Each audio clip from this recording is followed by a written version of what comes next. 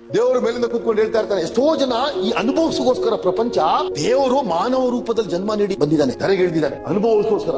ಆದ್ರೆ ದೇವರು ಎಲ್ಲಾ ಕೊಟ್ಟು, ಎಲ್ಲಾ ಸಕಲೇಶ್ವರದಾಗ ಒಳ್ಳೆ ಕೈ ಕಾಲೆಲ್ಲ ಕೊಟ್ಟು ಕಳಿಸಿದ್ಮೇಲೆ ದೇವ್ರ ಮೇಲೆ ನೋಡ್ತಾ ಇರ್ತಾನೆ. ಎಲ್ಲ ಕೊಟ್ಟಿದ್ದೆಲ್ಲ ಏನ್ ಮಾಡ್ತಿದ್ದಾನೆ ಅಂದ್ರೆ, ಇವನು ಕೂತ್ಕೊಂಡು ಮೇಲೆ ನೋಡ್ತಾನೆ ದೇವರಿಗೆ. ಏನಾದ್ರು ಆಕ್ಸಿಡೆಂಟ್ ಆದ್ರೆ ನಾನೇ ಸಿಕ್ಕಿದ್ದ, ಸಾಲ ಆದ್ರೆ ನಾನೇ ಸಿಕ್ಕಿದ್ದ, ನನ್ ಮಕ್ಕಳು ಓದಿಲ್ಲ ಆದ್ರೆ ನಾನೇ ಸಿಕ್ಕಿದ್ದ, ಬೇರೆ ನಾನೇ ಸಿಕ್ಕಿದ್ದ. ದೇವ್ರು ಹೇಳ್ತಾನೆ, ಥೂ ನನ್ ಮಗನೇ, ನಿನ್ಗೆ ಯಾಕಾದ್ರೂ ಕಳಿಸ್ದೆ ಅಂತ ಆಗ್ತಾ ಇದೆ ನನಗೆ, ನೀನ್ ನನ್ಗೆ ದೂರ್ತಾ ಇದೆಯಾ?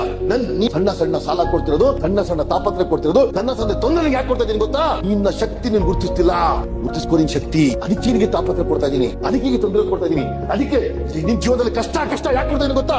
ಒಂದ್ ಸತಿ ಆಚೆ ಬಾ, ಯೋಚನೆ ಆದ್ರೂ ಮಾಡು.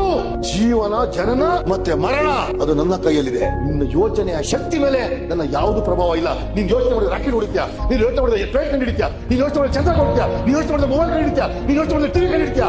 ಆ ಶಕ್ತಿಯನ್ನು ಸದ್ಬಳಕೆ ಪಡಿಸ್ಕೊಳ್ತಾ ಇಲ್ಲ, ಸದುಪಯೋಗ ಪಡಿಸ್ಕೊಳ್ತಾ ಇಲ್ಲ. ನೀನು ಬರೀ ದೂರಲ್ಲೇ ಕೂತಿದ್ಯಾ. ನನ್ನ ಬಡವ ಆಗ್ಬಿಟ್ಟೆ, ನನ್ನ ಮಿಡಲ್ ಕ್ಲಾಸ್ ಆಗ್ಬಿಟ್ಟೆ, ನಾನು ಅವ್ರ ಮೇಲೆ ಹುಟ್ಟಬೇಕಿತ್ತು, ನನಗೆ ಅಪ್ಪ ಅವ್ರು ಆಗ್ಬೇಕಿತ್ತು, ಇವ್ರ ಮೇಲೆ ಜನ, ಇದೆಲ್ಲ ಕಾಲಾಡಿದ್ದೀನಿ ನೀನು. ದೇವ್ರು ನಮ್ಮ ಹಿಂದೆ ಬಿದ್ದಿದ್ದಾನೋ ಇಲ್ಲೋ ಗೊತ್ತಿಲ್ಲ. ನಮ್ಮ ಹಿಂದೆ ನಾವು ಬಿದ್ದಿದೀವ, ಯೋಚನೆ ಮಾಡುವಂತ ಕೆಲಸ.